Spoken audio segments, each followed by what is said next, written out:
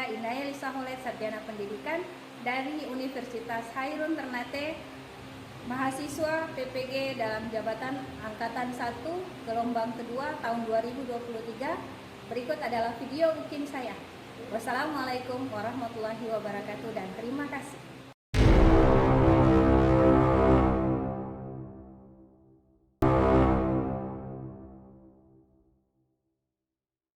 Assalamualaikum warahmatullahi wabarakatuh dan selamat pagi.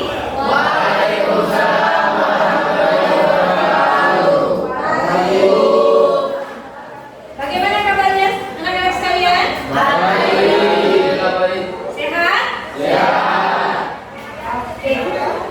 Sebelum kita masuk ke pembelajaran hari ini, untuk kita ketua kelas atau hubungan sukarelawan yang bisa memimpin doa agar pembelajaran kita hari ini bisa berlangsung dengan baik. Ayo. Sebelum kita mulai pelajaran, marilah kita berdoa untuk kebersihan kita masing-masing. Berdoa selesai. Cintami, Farid, Hadir. Ren, Hadir.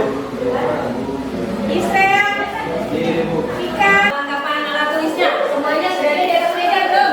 Sudah. Bajunya yang masih belum rapi dirapikan dulu, jilbabnya, rambutnya ditata, yang rapi. Alat tulis yang kemarin sudah disiapkan? Sudah. Itu hitungan ketiga semua tarik nafas yang dalam baru ditahan ya.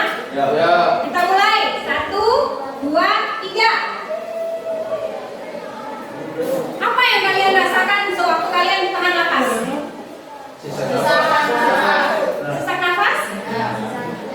Rasanya seperti apa? Tidak bisa bernafas? Ya. Kira-kira kalau kalian tahan nafas, ada energi tidak? Tidak. Tidak ada energi? Ya. Apa hubungannya katabolisme sama pernapasan yang tadi Ibu suruh kalian tahan? Sebelum kita masuk ke sana, ke materi metabolisme dan metabolisme pada sabang-sabangnya, perhatikan dulu di sini ada kompetensi dasar yang memang harus kalian ketahui. Kompetensi dasar yaitu menjelaskan proses metabolisme sebagai reaksi enzim dalam makhluk hidup. Kenapa? Ada manfaatnya dari pembelajaran tersebut. Yang pertama, manfaatnya dari segi keilmuan. Kalian bisa tahu itu proses katabolisme sangat penting bagi tubuh dalam menghasilkan energi. Selain kompetensi dasar ajar juga tujuan pembelajaran. Nah itu tujuan yang harus kalian capai ada tiga di sini. Yang pertama, melalui pembelajaran problem besar atau PBL, kegiatan pengamatan gambar atau video pembelajaran serta diskusi siswa dapat mengidentifikasi jenis-jenis katabolisme. Yang kedua, melalui model pembelajaran PBL atau problem based learning, kegiatan pengamatan gambar video pembelajaran serta diskusi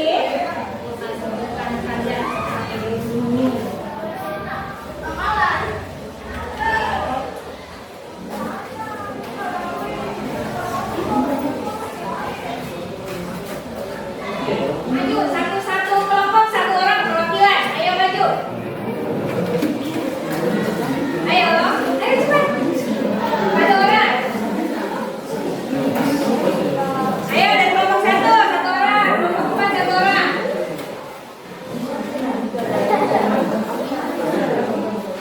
Ayo bicara maju. Oke. Sekarang sistemnya kalian mau pimpang. Tahu kan mau pimpang? Jadi yang keluar duluan berarti dia dapat kelompok glikolisis sampai seterusnya ya. Oke, pempipa itu kalian berempat pempipa. Kedua.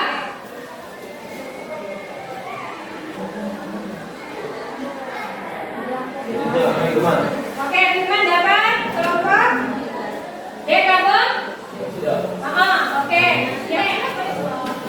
Yang pertama adalah Sika. Yang kedua ada keterampilan.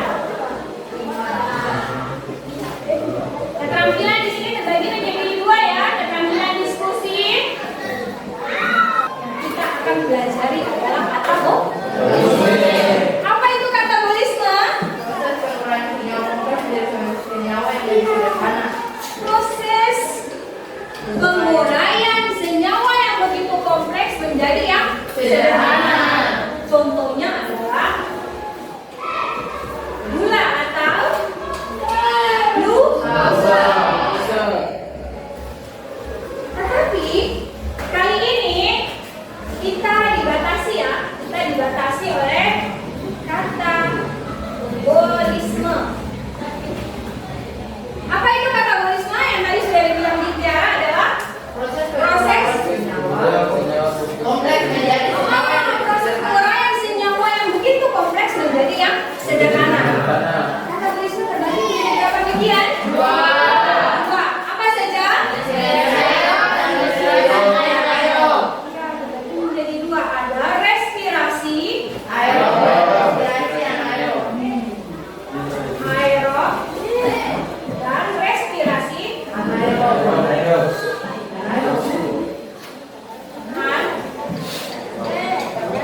Oke.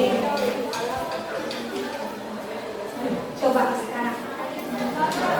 Hewan atau jenis hewan aerob dan bukan aerob. Hewan prokaryotik dan bagaimana cara kedua hewan tersebut melakukan respirasi atau pernapasan? Ini pelajaran kelas 2 dong. Kalian waktu kelas 2 sudah belajar tentang yang namanya respirasi. Setelah tadi kalian berbicara tentang respirasi. Respirasi terbagi menjadi dua, yaitu respirasi aerob dan anaerob. Saya kasih batasan masalah untuk hari ini. Kita akan pelajari tentang respirasi aerob. Respirasi aerob berarti respirasi yang membutuhkan oksigen. Respirasi aerob terbagi menjadi dua. Jadi hari ini yang pertama tadi, yang kelompok pertama dapat glikolisis. Kelompok dua tadi dapat DO.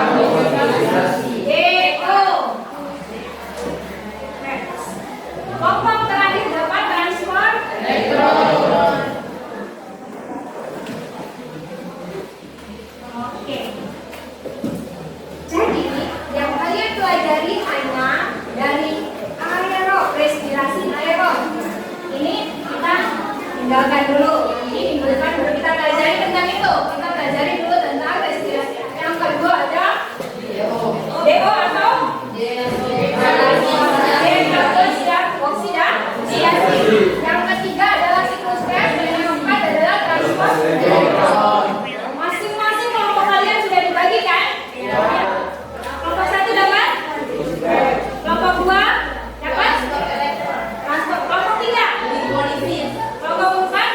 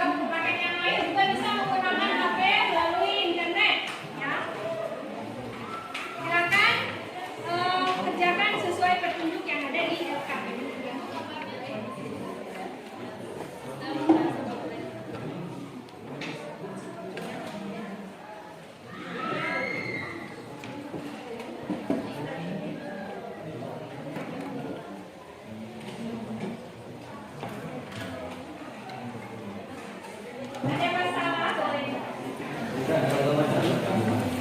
Ya, baca dulu di sini bentuknya dibuat apa? Ini gambarnya ambil dari Parmesan. Bisa kan? ya. Ya, gambarkan sini.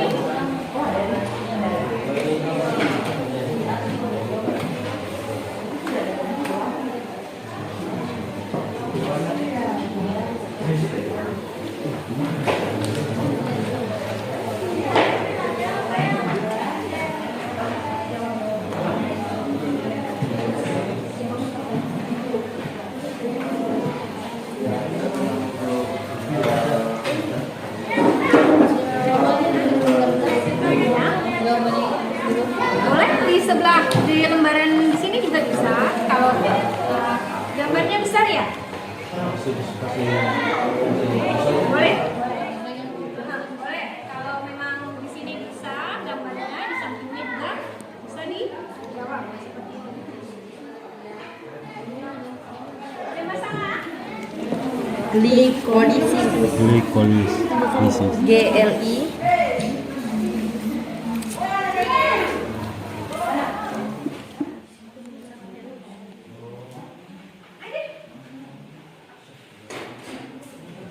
Jadi setiap pertanyaan harus ada penyelesaiannya seperti itu.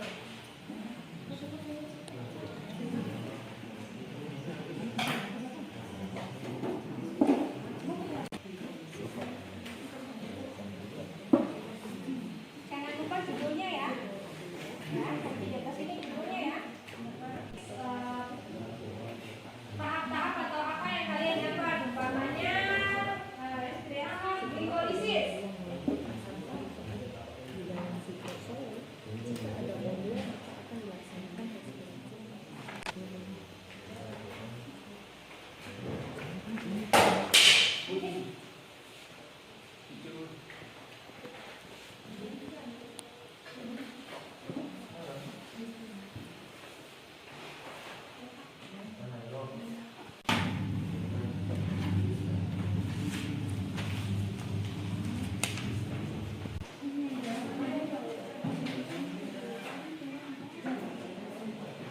Selesai glikolisis, baru DO, D-karbon, karbonisasi, D-karbon.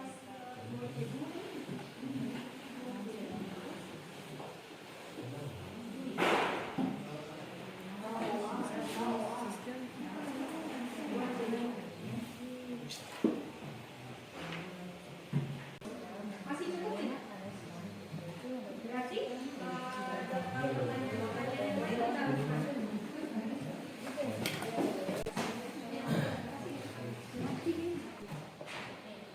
ada juga ADP mungkin di fosfat. Ya, 2C2 ini apa namanya nih? Ini ya, asetil KOA. Apa itu KOA? Enzim A, asetil koenzim A. 2C2 ini dapatnya dari mana? Seperti itu, ya. 6 ATP, apa kepanjangan dari ATP? Adenosin trifosfat. Menjadi NADH. Itu apa? NADH itu apa? NADH. CO2 berarti oksigen.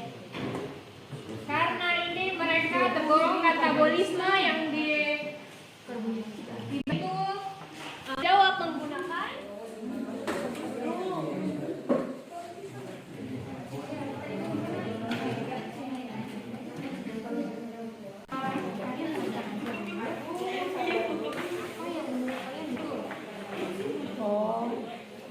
ada semuanya ya, selesai dia seimbang dan tidaknya bagaimana caranya dijelaskan dulu.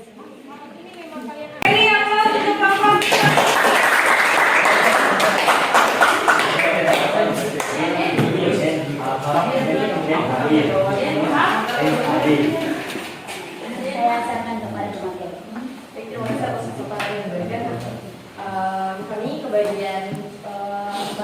tentang jalur tahapan glikolisis. Teman-teman, sebelumnya saya jelaskan dulu.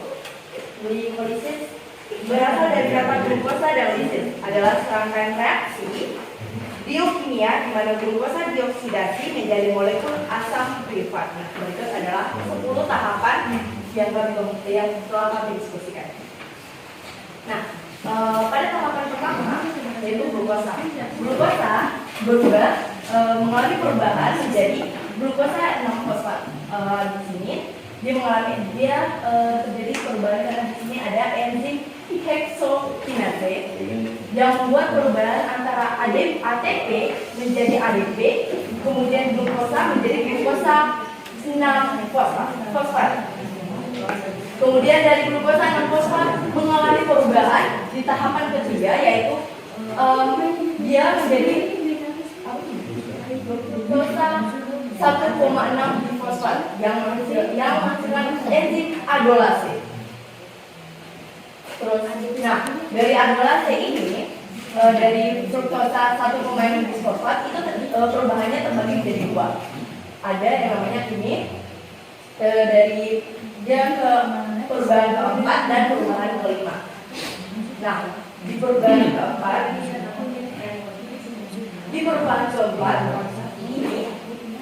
dia nah perubahan yang ini dan yang ini yaitu mengalami terjadi perubahan. Kemudian perubahan yang ini tidak menghasilkan perubahan yang seimbang. Makanya dari gambar ini kami simpulkan bahwa yang kami jelaskan hanya yang mengalami perubahan, yaitu turunan dari gliseraldehida 3 difosfat atau 3 PGAL. Nah, kemudian dari 3 PGAL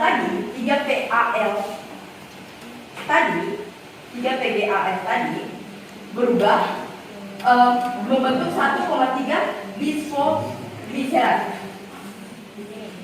Fosfoenol piruvat ini adalah satu langkah sebelum terjadi perubahan katen, yaitu asam piruvat. Nah, fosfoenol piruvat itu berubah mengalami perubahan menjadi asam adenin dinukleotida plus hidrogen atau NADH. Nah, yang keempat, bagaimana dan di manakah tempat berlangsungnya glikolisis? Glikolisis berasal dari kata glukosa dan lisis. Proses ini terjadi di sitoplasma sel dengan metode oksidasi. Kemudian yang kelima, berapa? Assalamualaikum warahmatullahi wabarakatuh dan selamat pagi. Kami dari kelompok 2 ingin bertanya, apa saja yang diperlukan dalam proses glikolisis? Oke, izinkan saya menjawab. Telah kami sampaikan tadi bahwa yang digunakan dalam tahapan glikolisis yaitu fruktosa dan 1,6 difosfat.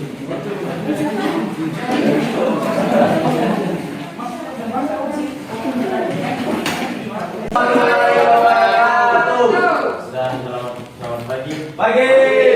Sejahtera untuk semua. Shalom. Oke, baik. Saya sebagai moderator. Jadi asam oksidasi terbentuk pada tahap glikolisis akan melepaskan glukosa karboksilat CO minus. Glukosa tersebut akan diubah menjadi CO2. Sisa atom C dalam bentuk CH3CO akan mentransfer kelebihan elektronnya pada molekul. Jadi apa saja diperlukan dalam proses dekarbonisasi oksidatif. Zat yang ada di dekarbonisasi oksidatif adalah asetil KOA 2C2. Apa yang terjadi selama proses dekarbosilasi oksidatif? Dan bagaimana reaksi ini berkontribusi dalam metabolisme sel?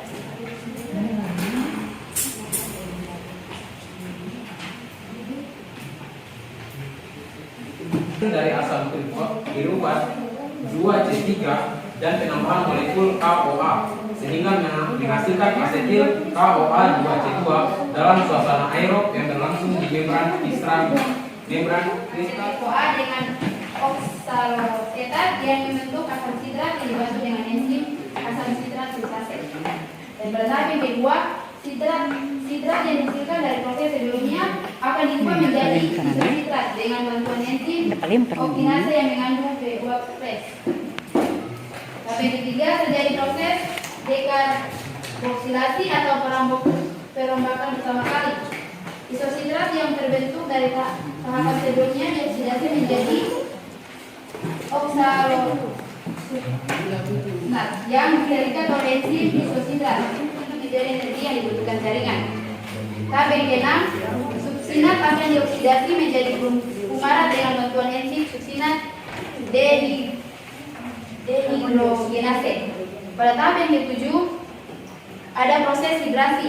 Pada proses ini terjadi penambahan atom hidrogen pada ikatan akan menangkap asetil CoA sehingga proses akan terus menerus terjadi. Tidak hanya itu, dalam hal ini juga berupa NADH.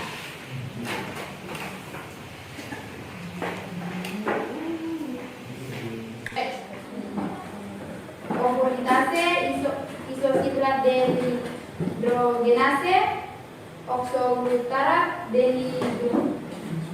dehidrogenase, suksinil koenzim A, sintase, suksinat dehidrogenase, sukmase dan marat dehidrogenase. Nah, yang nomor 2 apa di situ? Zat apa saja yang terkandung ya? Jadi dia terlepas ke udara. Aseptor elektron. Yang berikutnya, elektron diangkut menuju kompleks sitokrom sehingga terjadi peningkatan energi. Energi tersebut digunakan untuk mengubah ADP menjadi ATP.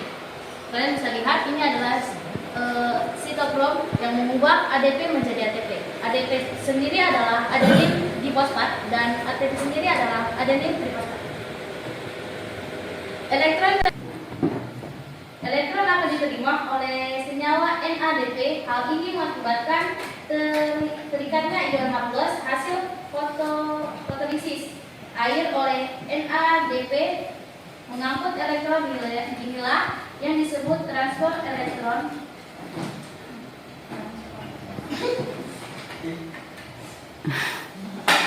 Yang terakhir, elektron dari zat apa saja yang diperlukan dalam sistem transfer elektron? Zat yang diperlukan dalam sistem transfer elektron adalah protein, enzim, dan juga molekul-molekul. Yang ketiga, zat apa saja yang dihasilkan dalam sistem transfer elektron? Pada transfer elektron, NADH dan FADH2 masing-masing menghasilkan rata-rata 3 ATP dan 2 ATP. Sebanyak NADH hasil glukolisis dan 2 NADH hasil dekarboksilasi oksidatif. Masing-masing menghasilkan 6 ATP. Yang keempat, bagaimana dan di manakah tempat berlangsungnya sistem transfer elektron? Transfer elektron adalah rangkaian kompleks protein dan molekul membawa elektron dalam mitokondria. Transfer elektron ini berlangsung di dalam kristal atau membran dalam mitokondria. Rantai transfer elektron berlangsung dalam setiap tahap katabolisme, sehingga energi yang dihasilkan adalah akumulasi dari semua proses katabolisme. Yang terakhir, yang kelima, berapa jumlah ATP yang dibutuhkan atau dihasilkan dalam sistem transfer elektron? Jumlah ATP yang dibutuhkan dalam transfer elektron adalah proses yang menghasilkan ATP paling banyak, yakni 34 ATP, yang didapatkan dari 10 NADH atau 1 NADH menghasilkan 3 ATP dan 2 FADH2 menghasilkan 1 FADH2 dan terdapat 2 ATP. Sekian telah menjadi Berapa jumlah ATP yang dibutuhkan? Kalau sudah dijawab tadi, ada sekitar 6 atau 8 ya? 6, oke. Lalu yang menjadi pertanyaan saya adalah bagaimana ATP diproduksi sebagai hasil dari transfer elektron dalam fosforilasi oksidatif. Elektron NADH dan FADH2. Dia didapatkan dari NADH dan juga FADH2. Dia menghasilkan masing-masing 3 ATP dan 2 ATP sebanyak NADH hasil blok fisis dan 2 NADH hasil delta bossilasi oksidatif. Jadi tadi setidaknya NADH hasil delta ATP diproduksi secara aerobik terjadi di dalam mitokondria. Jalur yang bertanggung jawab untuk proses ini disebut rantai transport elektron atau pernapasan. Kata kuncinya adalah alfabet. Pada hari Senin kemarin, saya berjalan-jalan ke kebun binatang.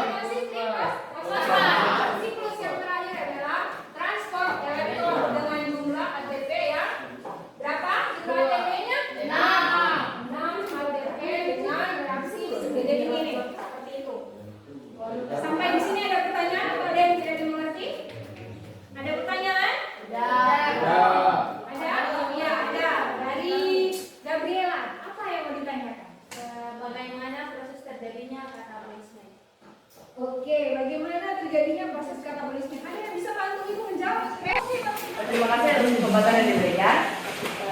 Saya akan memberikan kesimpulan sesuai dengan bidang saya. Nah, setelah saya mengerti dari keempat kelompok presentasi tadi, termasuk kelompok saya, yang dapat saya simpulkan adalah Oxidasi ion merupakan proses produksi energi yang melibatkan 4 tahap. 4 tahap utama yaitu glikolisis, oksidasi asam pirofat, siklus asam sitrat, dan rantai transport elektron. Kemudian, glikolisis terjadi di sitoplasma, mengubah glukosa menjadi pirufat. Pirufat kemudian masuk ke mitokondria untuk mengalami oksidasi asam. Ya. Kemudian selanjutnya asetil CoA terlibat dalam siklus asam sitrat di matriks mitokondria terjadi dalam sistem transport elektron. Kemudian menghasilkan NADH dan FADH2. Dan akhirnya dalam rantai transport elektron tadi, NADH dan FADH digunakan untuk menghasilkan energi ATP melalui pembentukan gradien elektrokimia didemonstrasikan di proses ketika tubuh mencerna makanan menjadi molekul-molekul kecil di dalam tubuh untuk digunakan sebagai energi atau penguraian karbohidrat. Silakan kalian tulis bagaimana pendapat kalian hari ini tentang pembelajaran kita tentang katabolisme atau tepatnya respirasi aerob. Bagaimana pendapat kalian? Senangkah atau bagaimanakah? Bagaimana pendapat kalian masing-masing tentang pembelajaran kita hari ini?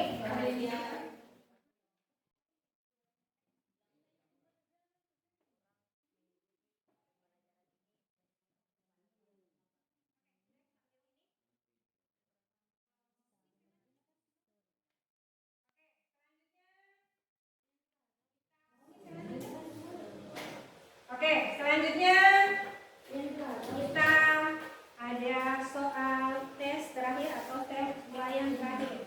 Silakan menjawab pertanyaan yang diberikan.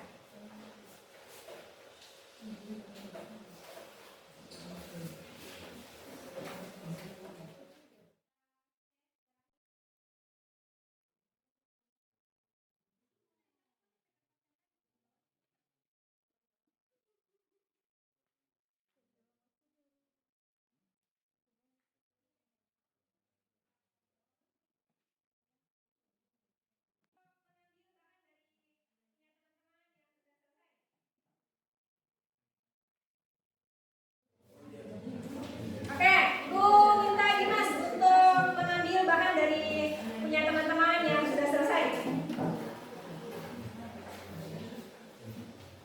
Oke, dikumpulkan ya. Sambil Dimas mengumpulkan, ada tugas untuk minggu depan. Silahkan buka buku PR-nya, buka buku PR, buku paket, buku PR-nya. Buku PR, halaman. Ya, untuk minggu depan. Silakan kalian kerjakan evaluasi pembelajaran bagian 2 halaman 36 sampai dengan 37. Terima kasih banyak Dimas atas bantuannya. Sebelum kita mengakhiri pelajaran hari ini, Ibu minta salah satu di antara kalian untuk memimpin. Teman, sebelum kita mengakhiri pelajaran hari ini, mari kita berdoa menurut kepercayaan kita masing-masing. Berdoa dimulai.